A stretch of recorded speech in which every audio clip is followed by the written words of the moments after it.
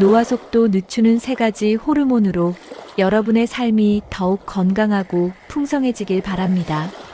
깜빡하는 기억력, 늘어진 뱃살, 자글자글한 주름, 뇌졸중, 골다공증, 거기다 심혈관 질환까지 이 모든 것을 10년 전으로 되돌릴 수 있다면 얼마나 좋을까요? 인생에서 피하고 싶지만 피할 수 없는 것이 있다면 생로병사와 늙는 것입니다.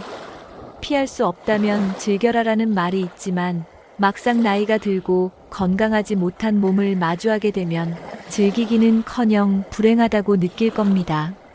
젊어지는 묘약은 없습니다. 오래 살면서도 건강하게 늙을 수 있어야 합니다. 건강한 노화란 오래 살면서 젊고 활기찬 생활을 끝까지 유지하는 것입니다. 중장년이 되면 몸 여기저기에서 다양한 노화 신호들이 나타납니다. 신체 활력과 기능 또한 떨어지기 쉽습니다. 건강한 노화를 위해서는 중장년부터 관리를 해나가는 것이 중요합니다. 노화를 가속화시키는 원인들은 많겠지만 오늘은 그 중에서 노화의 뿌리를 흔드는 중요한 호르몬 3가지에 대해 이야기해 보겠습니다. 이 3가지 호르몬이 무너지면 분비 체계와 기능에 문제가 생깁니다. 이는 노화를 초래하는 가장 큰 원인이 됩니다. 그렇다면 이 3가지 호르몬은 무엇인지, 어떻게 관리하면 좋을지 오늘 영상 끝까지 보시게 되면 알게 되실 겁니다. 시작하기 전 구독과 좋아요 부탁드립니다. 그럼 시작하겠습니다. 노화와 건강에 영향을 미치는 호르몬, 첫 번째는 회춘 호르몬입니다. 성장 호르몬이라고도 하는데요. 학자들은 성장 호르몬이라는 이름보다 오히려 노화 방지 호르몬 혹은 회춘 호르몬이라 불러야 한다고 주장합니다. 근력 유지에 중요한 역할을 하며 성장기뿐 아니라 나이가 들어도 세포 재생과 근육 형성을 돕는 중요한 호르몬입니다. 또한 우리 몸의 골수에서 지방세포 축적을 감소시켜 적혈구 및 백혈구 수를 증가시킵니다. 노인이 되면 적혈구나 백혈구 수는 급격히 감소하는데 회춘 호르몬이 적혈구, 백혈구 생성의 촉매제 역할을 하면서 노화를 늦추는 것입니다. 회춘 호르몬 분비는 사람마다 2배 이상 차이가 날 정도로 개인차가 크다고 합니다. 늙고 쇠약해지는 가장 큰 원인은 회춘 호르몬이 줄어들기 때문입니다.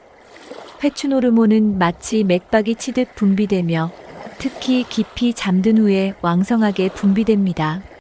따라서 잠이 부족하거나 잠의 질이 떨어지면 회춘 호르몬 분비가 잘 되지 않습니다. 또한 회춘 호르몬은 온몸의 세포가 정상적으로 작동하고 늙지 않도록 하는데 연구를 통해 알려진 회춘 호르몬의 중요 효능은 첫째, 성기능 재생과 향상에 도움을 준다. 둘째, 노화 방지로 신체를 강하게 만들고 피부를 젊게 만든다. 셋째, 세포를 재생시켜 신체 활력과 기능을 강화한다. 넷째, 골밀도를 높여 골다공증을 예방한다.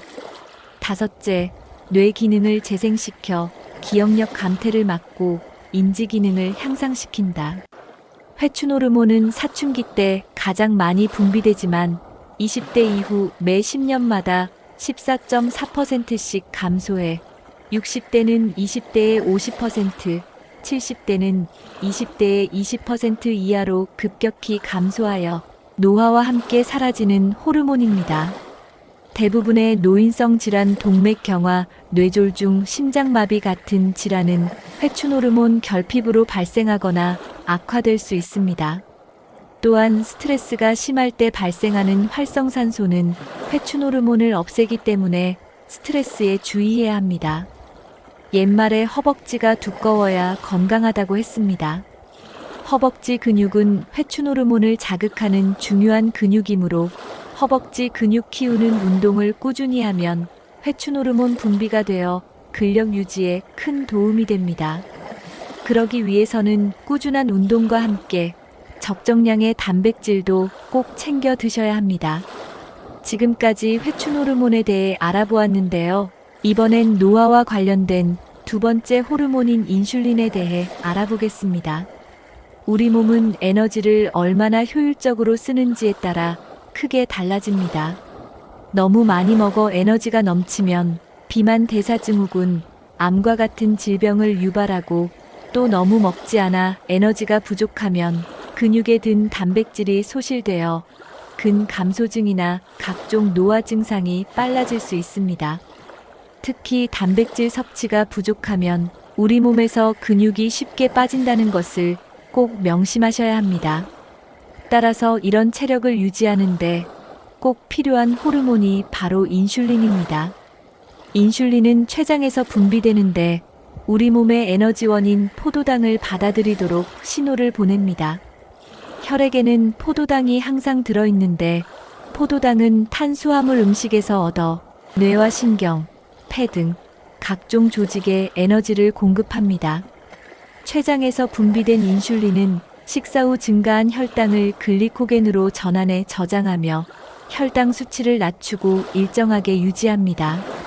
이런 인슐린 기능에 문제가 생기면 혈당 속의 혈당을 처리하지 못하는 당뇨병이 생기고, 특히 무서운 것은 혈관이 급격하게 망가지고 노화된다는 것입니다. 인슐린은 무한정 생성되지 않으며 나이가 들수록 인슐린 분비 기능이 떨어지고 혈당을 제대로 처리 못하여 급격한 노화 및 각종 질병이 생깁니다. 인슐린은 장수와 관련된 호르몬으로 미국 보스턴 연구소 모리스 화이트 박사 연구팀은 체내에서 분비되는 인슐린의 전체 분비량을 줄이면 장수와 연관된 항산화 효소의 분비가 촉진된다고 발표하였습니다. 이는 체내 인슐린 분비를 줄이고 혈당 스파이크가 일어나지 않게 해주는 식사를 통해 장수를 돕는 효소를 늘리게 된다고 합니다. 통곡물이나 충분한 단백질, 지방, 그리고 섬유질 식사를 함으로써 장수를 돕는 효소를 늘릴 수 있습니다. 정제 탄수화물이나 탄수화물 과다 섭취는 인슐린 분비를 낭비하게 되고, 나이가 들어 췌장의 기능도 노화되어 제 역할을 못하게 되면 인슐린 저항성 상태가 찾아옵니다. 인슐린 저항성 상태나 고인슐린 상태, 쉽게 말해 당뇨병이 생기면 섭취한 영양소들이 에너지로 전환되지 못하면서 늘 허기지고 배고프고 기운이 떨어지는 상태가 됩니다. 또한 혈관에 혈당이 쌓이면서 혈관을 망가뜨려 신장 질환이나 망막 질환, 혈전이 쌓이면서 손발이 썩는 질환까지도 생길 수 있습니다. 요즘 서구적 식생활과 식습관은 인슐린 저항성을 초래하기 쉽기 때문에 인슐린이 조기에 소진되면서 후에 인슐린 분비나 기능에 문제가 생겨 당뇨가 발생하기 쉽습니다. 인슐린 저항성은 세포가 인슐린을 받아들이지 못해 에너지가 잘 공급되지 않으면 세포들이 에너지 부족 상태에 빠지는데, 특히 뇌세포는 오로지 포도당만을 에너지원으로 사용하기에 인슐린 저항성이 되면 뇌 건강에도 심각한 문제가 생길 수 있습니다. 무엇보다 관리만이 중요합니다.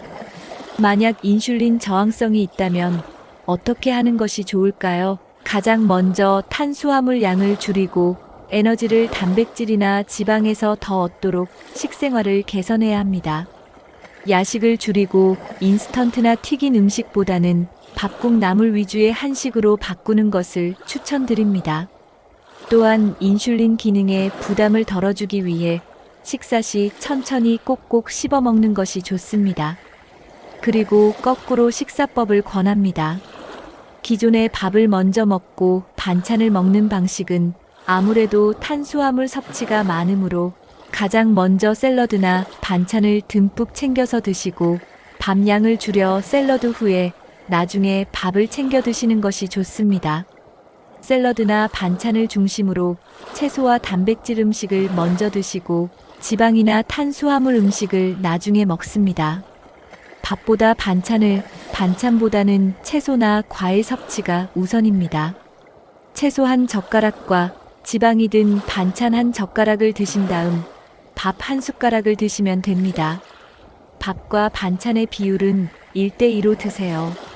단백질, 지방, 탄수화물 등 각종 영양소가 골고루 섭취되도록 반찬을 챙겨 드세요. 채소와 단백질을 먼저 먹고 탄수화물은 마지막에 조금 먹는 식사로 인슐린 낭비와 혈당 스파이크를 막을 수 있습니다. 식후에 혈당이 급격히 올랐다가 저혈당으로 뚝 떨어지는 일이 반복되는 것을 혈당 스파이크라 합니다. 반드시 밥보다 채소나 반찬 먼저 드시고 밥과 반찬 비율 1대2 꼭 기억해 주세요. 이렇게 드시면서 식이섬유와 단백질을 충분히 챙겨 드시고 물도 하루에 2리터 이상 드시면서 꾸준히 관리하는 것이 중요합니다. 당이 많은 음식은 피하시고 불규칙한 식사, 과식, 수면 부족, 운동 부족, 스트레스 등으로부터 우리 몸을 보호하세요. 마지막으로 안내드릴 호르몬은 우리 몸의 기력을 결정하는 코르티솔 호르몬입니다. 신체 에너지를 활력이라 하고 정신 에너지를 기력이라 표현합니다. 기력이란 정신 에너지를 견인하는 신체 에너지를 뜻하기도 합니다. 기력은 일상생활에서 활력을 유지하는 데 필수 요소이며 우리 몸에서 기력을 나타내는 호르몬이 바로 코르티솔입니다. 코르티솔은 콩팥의 부신피질에서 나오는 호르몬인데 외부 스트레스 같은 자극과 싸워 몸이 최대의 에너지를 만들어내기 위해 분비됩니다. 코르티솔은 혈압과 포도당 수치를 높이는 중요한 작용을 합니다. 이는 생명과 직결되는 호르몬으로 우리 몸이 외부와 싸울 수 있도록 합니다. 코르티솔은 손상된 몸과 마음을 회복하는 좋은 호르몬이지만 너무 많이 분비되거나 제대로 분비되지 않으면 노화를 가속화시킵니다. 무슨 일이든 조화와 중용이 중요하듯 우리 몸도 조화와 중용이 최고 건강 원리이며 조화와 중용 절제의 중심에 있는 호르몬이 바로 코르티솔입니다.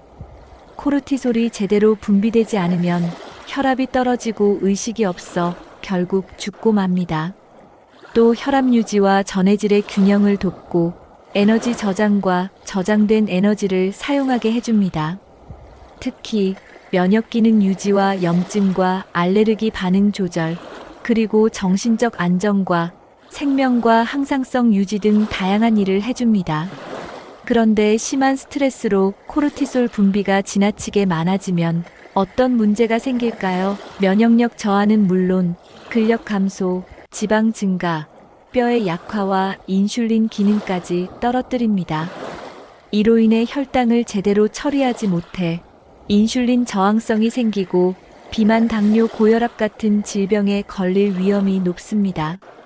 또한 우울증, 만성 피로, 식욕 증가, 생리불순 등 많은 악영향을 끼칩니다.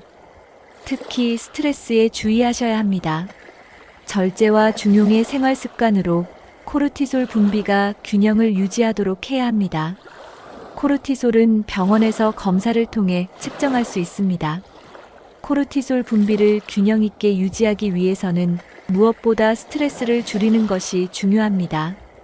스트레스를 완전히 없애기는 어려우므로 자신만의 방법으로 스트레스를 잘 컨트롤하셔야 합니다. 가장 좋은 방법은 충분한 수면을 취하고 땀 흘려 운동을 하셔야 합니다.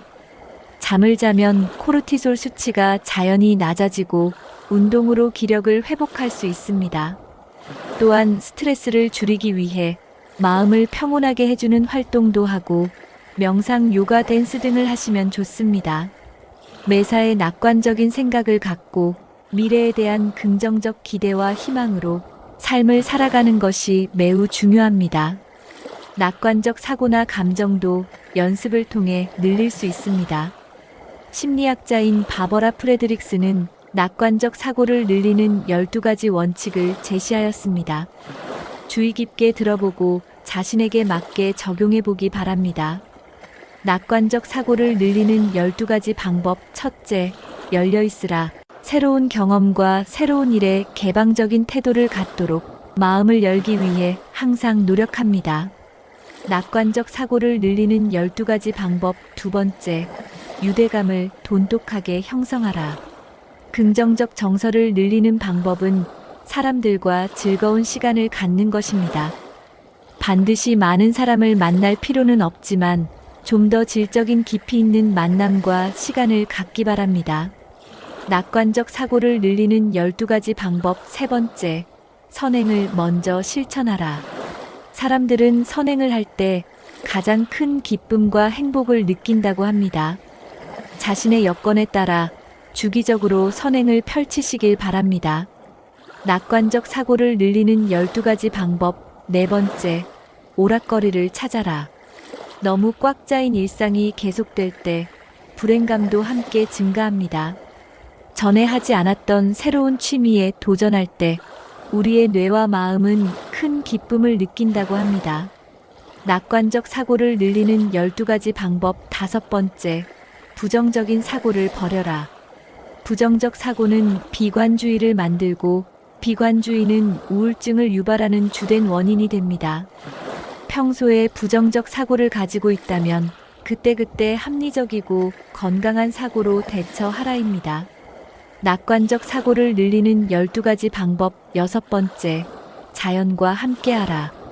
숲의 초록빛과 함께할 때 우리 뇌는 심신을 안정시키는 알파파를 만들어낸다고 합니다.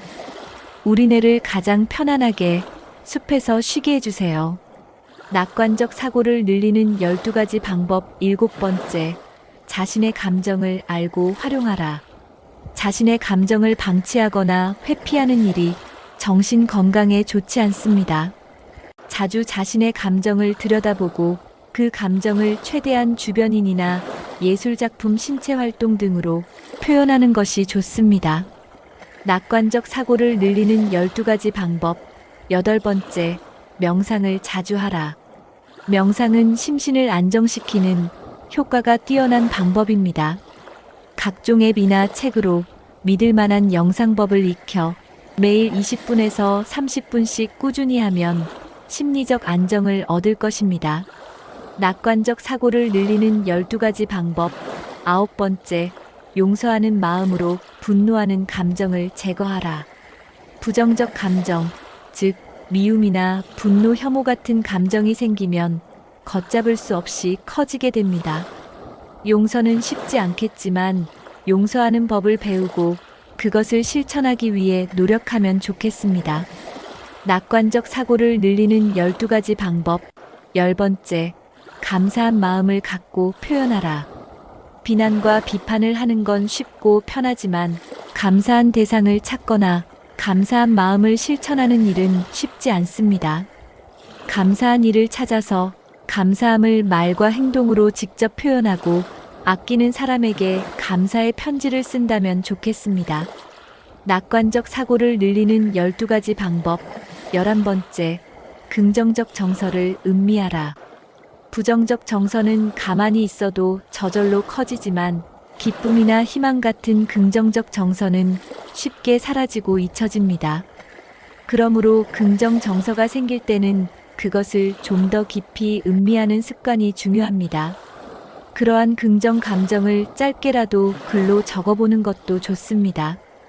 낙관적 사고를 늘리는 12가지 방법. 12번째, 미래를 시각화하라. 우리는 일상에 갇혀 미래를 까마득하게 잊고 살아갑니다. 기간적 여유가 있을 때 또는 시간을 내서라도 미래를 상상하고 그려보는 습관을 가질 필요가 있습니다. 지금까지 노화 속도를 늦추는 회춘 호르몬과 인슐린, 코르티솔 호르몬에 대해 알아봤습니다. 이러한 호르몬들이 제대로 분비되고 제대로 작동하는지 살피면서 노화 속도를 늦추는 노력을 하여야 합니다. 노화 속도는 체력, 기력, 근력이 떨어지면 급격히 발생합니다. 100세 시대에 이 세 가지 호르몬의 균형 잡힌 관리는 노화 속도를 늦추고 건강한 삶을 유지하는 데 중요한 역할을 합니다. 지금까지 노화 속도를 늦추는 호르몬 관리법에 대해 알아봤습니다. 중요한 것은 작은 생활 습관의 변화가 큰 영향을 미칠 수 있다는 점입니다. 꾸준한 운동, 규칙적인 수면, 그리고 스트레스 관리가 핵심입니다. 이러한 노력을 통해 우리는 호르몬 균형을 유지하고 더욱 활기차고 건강한 노후를 맞이할 수 있습니다. 지금 이 순간부터 시작한다면 내일의 나에게 큰 선물이 될 수 있을 것입니다. 함께 건강한 미래를 만들어 나가도록 합시다. 여러분 모두의 건강한 삶을 응원합니다. 감사합니다.